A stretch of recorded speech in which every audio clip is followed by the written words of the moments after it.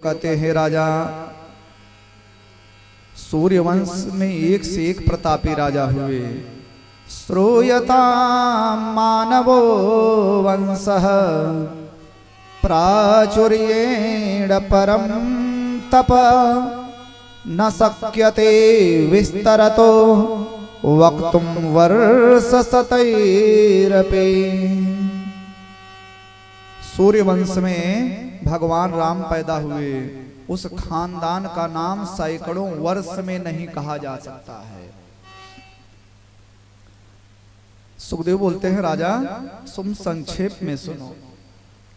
आइए हम लोग भी संक्षेप में सूर्यवंश को देखते हैं, जिस पवित्र वंश में भगवान राम पैदा हुए, जिस अयोध्या की धरती पर हम लोग हैं।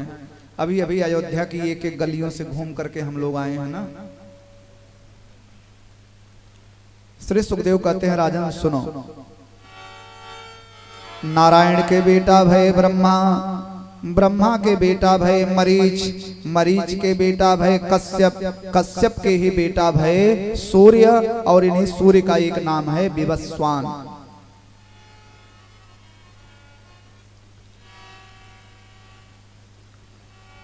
ऐसा कहा जाता है कि विवस्वान वैवस्वत मनु के कोई बेटा नहीं था। वशिष्ठ जी को बुलाए और भी विद्वान आए थे, हवन हो रही थी। अब बड़ी विचित्र स्थिति हो गई। राजा चाहते थे कि हमें बेटा पैदा हो और रानी चाहती थी कि हमें बेटी हो। तो यज्ञ में आचार्य होता उद्गाता ब्रह्मा, तो रानी जो हैं वो होता पंडित जी के पास में गई। बोली पंडित जी ऐसा है, मैं तो बेटी चाहती हूँ, आप तो बेटी वाला मंत्र पढ़ो, मैं थोड़ा दक्षिणा आपको ज्यादा दे दूंगी। पंडित जी कहे भाई दक्षिणा मिल रहा है क्या?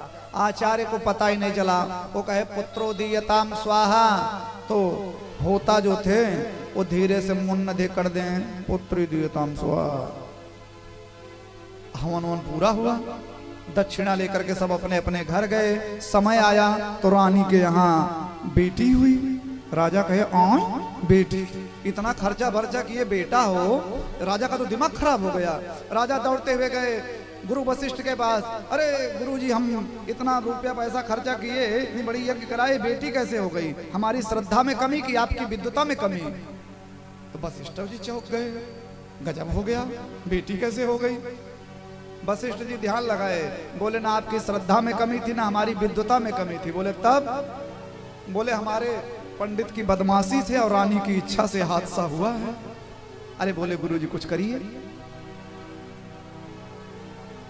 तो वशिष्ठ इतने तेजस्वी मुनि थे, मंत्र के जानकार, मंत्र की शक्ति से उस बेटी को ही बेटा बना दिए। प्रेम से बोलिए जय श्री राम। और उसी बेटे का नाम पड़ा सुद्युम्न। धीरे धीरे धीरे धीरे राजकुमार सुद्युम्न बड़े हो गए। 20 साल के हुए।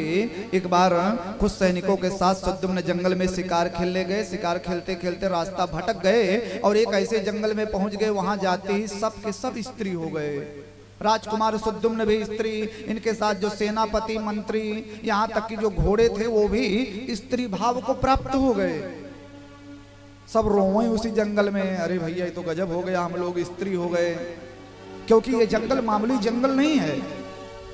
भूत भावन भोलेनाथ माता पार्वती के साथ इस वन में विहार कर रहे थे, विराजमान थे। सप्तऋषि लोग एक बार जा रहे थे बैकुंठ, और सप्तऋषियों ने सोचा कि चलें शंकर जी का दर्शन करते चलें। और उस समय माता जगजननी भवानी पराम्बा जगदम्बा भगवती पार्वती भगवान शंकर के पर्यांक में विराजमान थी। और जैसे सप्तऋषियों को देखी झट उठ करके खड़ी हो गई, लजा गई माता जी। सप्तऋषियों ने देखा कि भोलेनाथ माता जी के साथ विराजमान हैं। सप्तऋषि लोग रास्ता काट दिए, चले गए बैकुंठ। माता पार्वती बहुत लज्जित हैं। शंकर जी ने कहा देवी आप चिंता न करें, मैं श्राप देता हूं इस जंगल को। आज के बाद इस जंगल में जो भी पुरुष आएगा वो स्त्री हो जाएगा, आप प्रसन्न हो जाएंगे। उस दिन के बाद से कोई जाता नहीं था। आज सुद्युम्न गए, ये हो गए स्त्री। अब रोए उसी में। रोते रोते सब दूसरे जब वन में पहुंचे तो दूसरे वन में एक महात्मा हैं जिनका नाम है बुध। ये बुध चंद्रमा के बेटे हैं, यद्यपि इनकी पत्नी, इनकी माँ जो है वो बृहस्पति की पत्नी तारा है। बड़ी लंबी कथा है। तो बुध वही बुध हैं, तारा और चंद्रमा के बेटे। बुध ने अच्छा जब ये सुद्युम्न स्त्री बने तो इनका नाम पड़ा इला। तो बुध और इला दोनों ने एक दूसरे को देखा और उसी जंगल में गंधर्व विधि से विवाह कर लिए और एक बेटा भी हो गया। बड़ा तेजस्वी बेटा हुआ जिसका नाम हुआ पुरुरवा। चंद्रवंश का प्रतापी राजा हुआ पुरुरवा। बहुत दिनों के बाद सुद्युम्न को याद आया, मैं स्त्री नहीं हूँ, मैं तो पुरुष हूँ। इस जंगल में आने पर हम स्त्री हो गए। हे भगवान, कहाँ फंस गए। स्त्री भी हो गए, विवाह भी हो गया, बेटा भी हो गया। अपने गुरु वशिष्ठ को याद करने लगे। हे गुरु जी हमें बताइए, हे मेरे गुरुदेव करुणा सिंधु करुणा कीजिए, लीजिए मुझको शरण में। गुरु जी का जब नाम लिए गुरु वशिष्ठ आए। क्या हुआ जजमान? अरे बोलिए गुरु जी देखिए कैसे झंझट में फंस गए। तब गुरु वशिष्ठ ने अपने चेले के कल्याण के लिए शंकर जी की आराधना की। शंकर जी आए, बोले भाई इसमें पार्वती का मैटर, हम कुछ नहीं कर पाएंगे। बोले प्रभु हम आपकी आराधना कर रहे हैं। बोले एक काम होगा, तुम्हारा ये चेला 15 दिन तक स्त्री रहेगा, 15 दिन तक पुरुष रहेगा। वशिष्ठ कहे चलो यही सही। जब सब जा रहा हो तो जो आधा बचा ले वही पंडित। इसी शर्त पर लेकर आए। लेकिन भैया जनता जान गई, जनता सब जानती है। जब पुरुष रहे तो सिंहासन पर बैठे, स्त्री रहे तो राज गद्दीन पर बैठे। होने लगा परपंच और इतनी निंदा होने लगी कि सुद्युम्न ऊब करके चले गए जंगल में तपस्या करने के लिए। तो सुद्युम्न के बाद भी विवस्वान के 10 बेटा और हुए। उसी 10 बेटे में एक बेटे का नाम है सरयात। ये वही सरयाती हैं जिनकी बेटी थी सुकन्या। बड़ी लंबी कथा है, बहुत संक्षेप में बताएंगे। वही सुकन्या हैं जो बड़ी सुंदर थी। एक बार सखियों के साथ खेलने गई तो देखी कि बगीचे में कुछ जुगनू जैसा चमक रहा है। चंचलता थी, राजकन्या है सुकन्या। सखियों ने कहा देखो देखो सुकन्या क्या चमक रहा है। सुकन्या ली, कांटा मारी, मिट्टी के धुएं में से जुगनू चमक रहा था और जो है कांटा उसमें चुभ हुई। एक महात्मा चिल्लाए, अरे हाय मैं मर गया। वो महात्मा चौन ऋषि थे, इतनी तपस्या किए, वही चौन ऋषि जिनके नाम से डाबर च्यवनप्राश बना है। वो चौन ऋषि थे, इतनी तपस्या किए कि दीमक उनके शरीर पर घर बना ली थी। सुकन्या सखियों के साथ भागी, लेकिन चूंकि एक महात्मा का का अपराध हुआ है। जहां तक राजा सरयात का राज्य था सबका मलमूत्र रुक गया, हाहाकार मच गया पूरी प्रजा में। बाद में सुकन्या ने बताया पिताजी एक महात्मा थे, मैंने कांटा चुभो दिया, खून निकलने लगा, कहीं उसी वजह से तो नहीं। बोले कहाँ कांटा चुभोई? बोली उसी बगीचे में। अरे राम राम, वहां तो चौन ऋषि थे। दौड़ते हुए गए, राजा पैरों पर गिर करके माफी मांगने लगे, हमारी बेटी से अपराध हुआ। हे महात्मा जी आप नाराज ना हो, बड़ी व्यवस्था कर देंगे, सैनिक लगा देंगे, दासियां सब व्यवस्था कर देंगे, आपकी सेवा होगी। चौन ऋषि ने कहा नहीं राजा, मेरी तपस्या में विघ्न पड़ेगा। बोले तब? बोले एक ही शर्त पर तुम्हारे राज्य की रक्षा होगी, अपनी बेटी का विवाह मेरे साथ करो। राजा बहुत उदास हो गए। गरीब से गरीब आदमी भी चाहता है कि अपनी बिटिया का विवाह अच्छे जगह करें। चौन ऋषि एक तो बूढ़े, दूसरे अंधे, लेकिन ये सुकन्या राज्य की रक्षा के लिए और प्रजा के कल्याण के लिए बूढ़े चौन ऋषि को अपना पति बनाई और कुछ भी नहीं ले गई। पिता के घर से कुछ नहीं ले गई और इतनी सेवा किया सुकन्या ने, इतनी सेवा किया चौन ऋषि की। सवेरे उठे, उनका कमंडल ले जा करके दूर रखें, फिर हाथ पकड़ करके ले आवे, कमंडल धुले, उनका हाथ पैर धुलावे, उनको दातुन करावे, उनको स्नान करावे, उनको वस्त्र पहनावे, उनको तेल फुलेल करें, उनके लिए कंद फूल की व्यवस्था करें, आसन लगावे। और जब ऋषि जी माला जपने लगे तब अपना भोजन फलाहार की व्यवस्था करें। इतनी सेवा की एक राजकन्या होते हुए चक्रवर्ती सम्राट की इकलौती राजकुमारी थी। और एक दिन जब सुकन्या अपने पति के लिए जल ले आने जा रही थी तो दो ओछे पुरुष आ गए और लगे कमेंट करने, क्या चाल है, क्या ढाल है, क्या सुंदरता है, छोड़ो देवी इस बुढ़े को, इसके साथ पड़ी हो, चलो हमारे साथ जिंदगी का आनंद लो। सुकन्या ने कहा, कौन हो तुम लोग जो मेरा पतिव्रता व्रत भंग करने आए हो? मैं अभी श्राप देने जा रही हूँ। और जैसे श्राप देने के लिए तैयार हुए दोनों गिर पड़े पैरों पर असली रूप में, देवी जी हमें श्राप ना दें, हम तो आपकी परीक्षा लेने आए थे, हम देवताओं के डॉक्टर हैं, देवताओं के वैद्य हैं, हमारा नाम है अश्विनी कुमार, आप हमें श्राप मत दीजिए, हमें छोड़ दीजिए, हमारे पास ऐसी दवाई है, अगर वो दवाई दे दें तो तुम्हारे पति की आंख भी ठीक हो जाएगी और वो जवान हो जाएंगे, हम देवताओं के डॉक्टर हैं। सुकन्या कहीं मैं पूछ के आती हूँ, कई चौधरी से बाबा जब रहे थे, बोलिए जी उसी लोग आए हैं, कह रहे हैं ऐसी दवाई दे देंगे आप उसी दिन से और आपकी आंख ठीक हो जाएगी। चौन ऋषि की माला गिर गई, बोले आय कहाँ है? उन दोनों को जल्दी बुलाओ, जल्दी बुलाओ उन दोनों को। तो अश्विनी कुमारों की कृपा से चौन ऋषि को बुढ़ापा जो है, बुढ़ापे से उनको युवावस्था मिली और इन्हीं चौन ऋषि के तपोबल से अश्विनी कुमारों को यज्ञ में भाग मिलने लगा। तो ऐसी पवित्र कन्या सुकन्या इसी खानदान में हुई। सुकन्या का बहुत बड़ा चरित्र है। कोई कन्या सुंदर है, सुशील है तो लोग कहते हैं भाई सुकन्या है, लेकिन अगर कोई बालक जो है तो उसके सामने सु मत लगाइएगा। कन्या अगर सुंदर सुशील है तो सुकन्या हो जाएगी, लेकिन बालक के सामने सु लगाएंगे तो सुअर हो जाएंगे। प्रेम से बोलिए जय श्री राम। तो सुकन्या और इन्हीं सरयात के बेटा भय आनर्त, आनर्त के बेटा भय रेवत, जिनके यहाँ रेवती का जन्म हुआ है, वही रेवती हैं जिनका विवाह बलराम जी के साथ हुआ। बड़ी लंबी कथा है।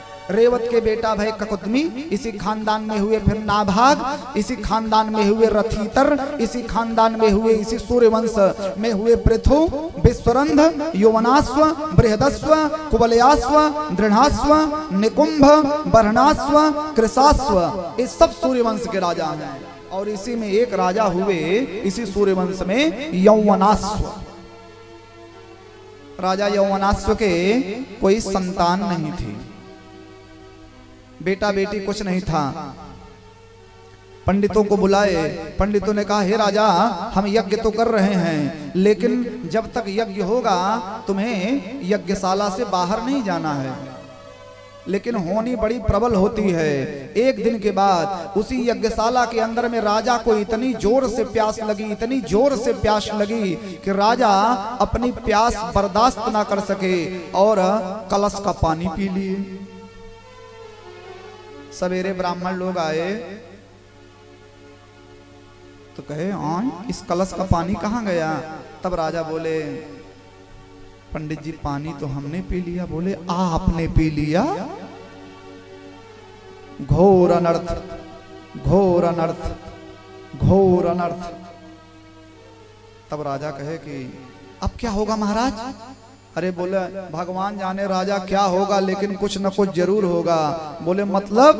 तब पंडितों ने कहा मतलब ये राजा, जो जल अभिमंत्रित करके हम रानी को पीने के लिए रखे थे वो जल तो तुमने पी लिया, अब तो तुमको ये संतान होगी राजा। अब राजा घबराए, भगवान ये क्या हो गया? बड़ी विचित्र स्थिति हो गई, राजा को संतान होने की स्थिति हो गई। दिन बीता, समय बीते और उस बालक के जब जन्म लेने का समय आया तो ऋषियों ने पत्थर से राजा के पेट को चीरा और उस बालक को बाहर निकाले और मंत्र की शक्ति से राजा को भी सुरक्षित रखे।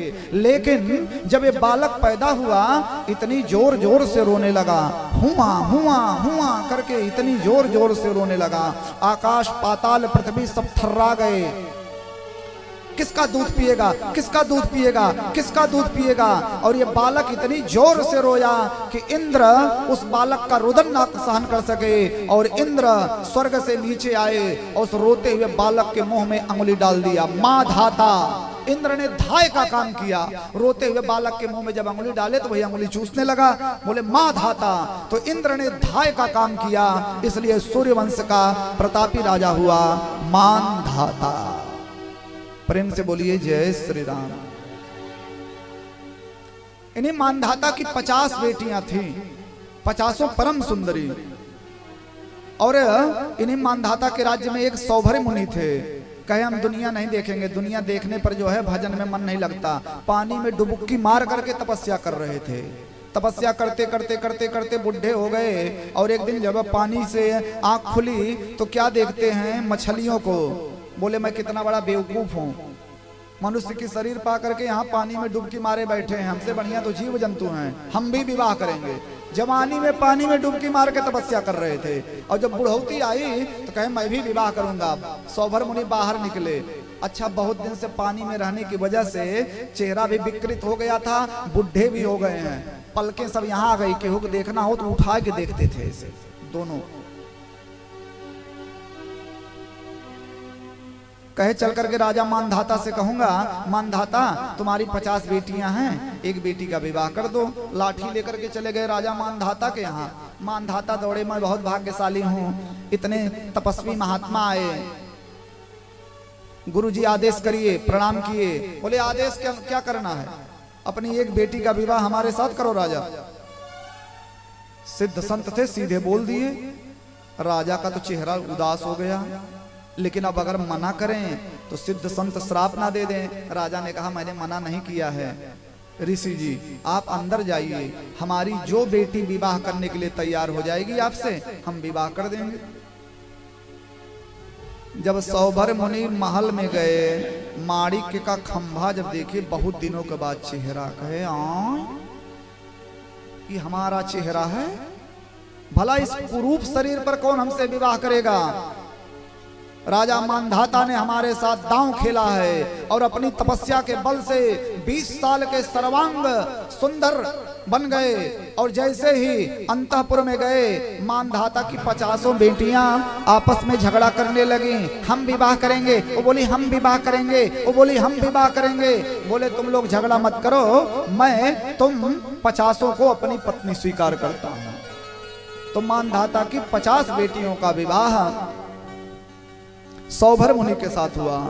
फिर इसी खानदान में हुए मुचकुंद, इसी खानदान में हुए अम्बरीश, जिनकी रक्षा स्वयं सुदर्शन चक्र करता था, हारित, पुरकुत्स, त्रशदस्यु, अनरण्य, सब इसी खानदान के राजा हैं। अनरण्य के जमाने में ही रावण आया था और घोर संग्राम हुआ। और जब अनरण्य वीर गति को प्राप्त होने लगे तो रावण हंसने लगा। अनरण्य ने कहा, हे रावण तू नहीं बलवान है, तेरा समय बलवान है। तो उस समय मुझसे युद्ध करने आया जब मेरा इस पृथ्वी से जाने का समय आ गया था। मैं तो जा रहा हूं रावण, लेकिन आज के 19 पीढ़ी बाद मेरे खानदान में एक ऐसा योद्धा पैदा होगा जो तेरे पूरे खानदान का नाश करेगा। ऐसे प्रतापी राजा अनरण्य से खानदान में हुए हर्यश्व, अरुण, त्रिबंधन, सत्यव्रत।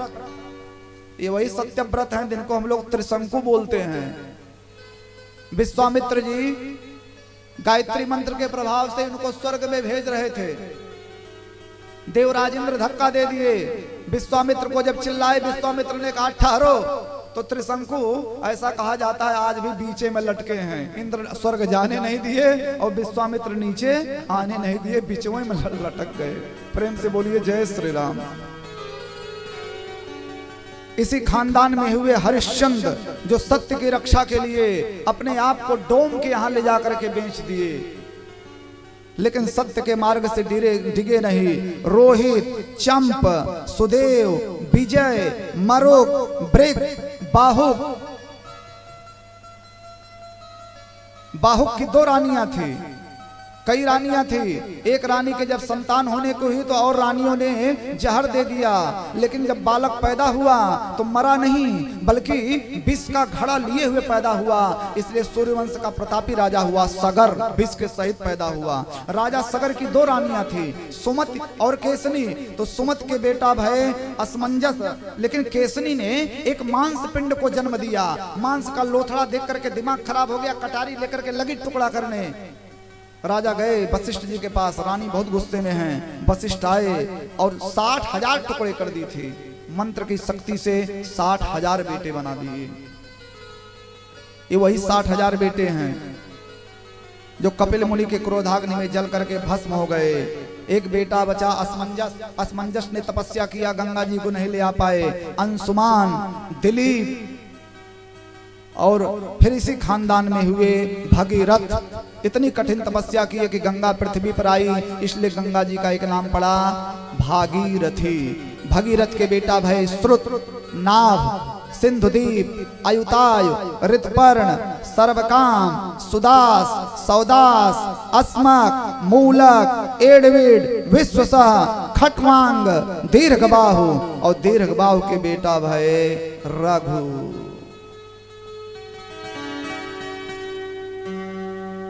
रघु एक जगह वंशावली बता रहे थे तो एक दादा बैठे तो कहे अब महाराज नजदीक आई गए। जब रघु का नाम सुना, रघु बड़े प्रतापी राजा थे। रघुकुल रीत सदा चली आई, रघुकुल रीत सदा चली आई, प्राण जाए पर वचन न जाए, प्राण जाए पर वचन न जाए।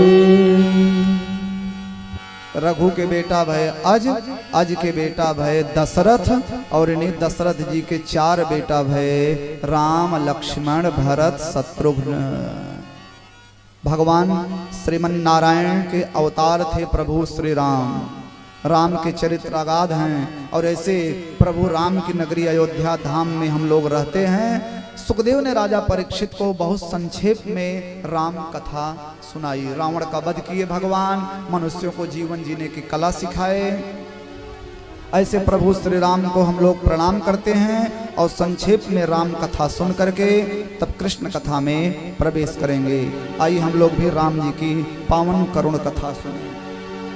राम कहानी सुनो रे, राम कहानी, राम कहानी सुनो रे, राम कहानी।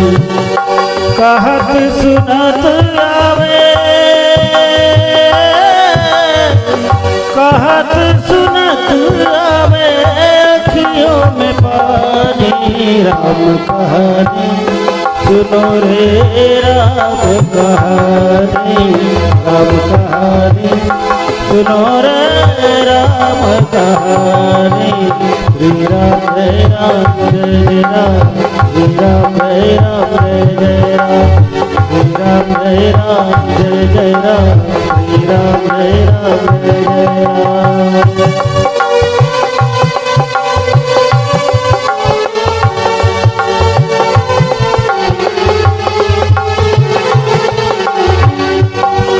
दशरथ के राज दुलारे, कौशल्या की आँख के तारे।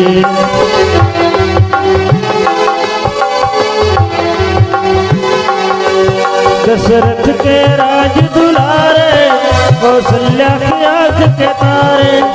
वे सूर्यवंश के सूरज, वे रघुकुल के उजियारे। राजीव नयन बोले, राजीव नयन बोले, मधुबरी बानी। राम कहानी सुनो रे, राम कहानी, राम कहानी सुनो रे, राम कहानी। श्री राम जय राम जय जय राम, श्री राम जय राम जय जय राम।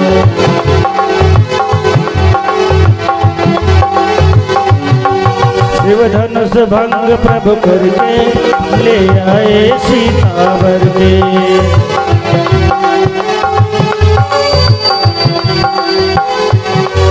शिव धनुष भंग प्रभु करके, ले आए सीतावर के। घर त्याग भय सन्यासी, पितु की आज्ञा सिर धर के। लखन सियाले संग हो, लखन सियाले संग छोड़ी राजधानी।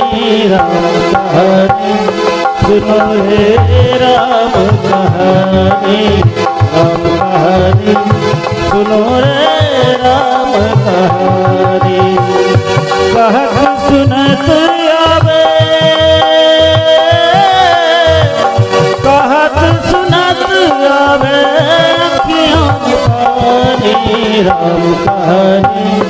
सुनो रे राम कहानी, राम कहानी, मोरे राम कहानी।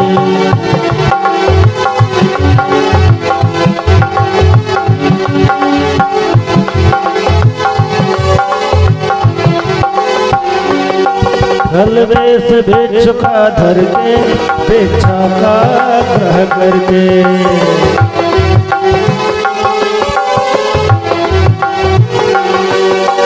वेश भिक्षुका धर के भिक्षा का ग्रह करके, उस जनक सुता सीता को छल बल से ले गया हर के। बड़ा दुख पावे,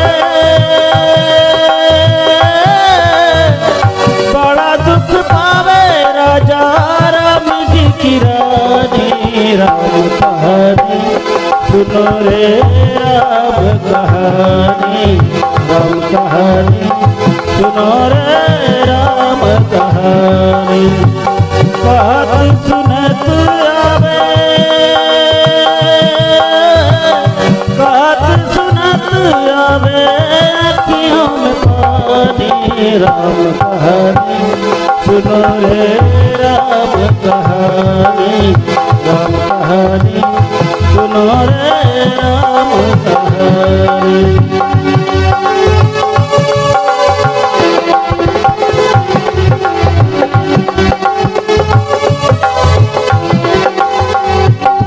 श्री राम ने मोह पठायो, मैं राम दूत बन आयो।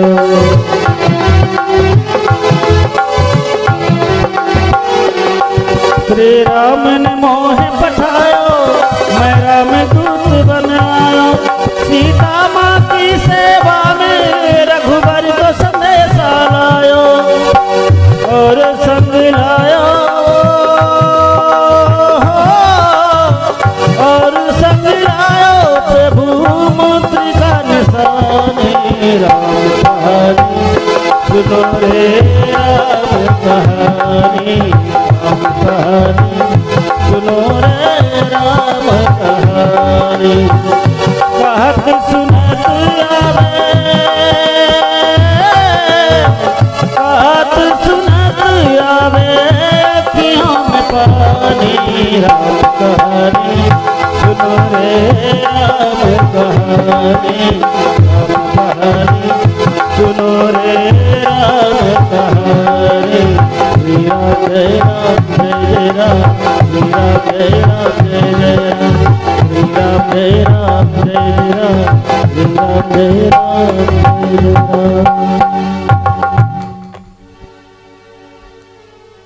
प्रेम से बोलिए जय श्री राम। ऐसे प्रभु श्री रामचंद्र जी को हम लोग प्रणाम करते हैं।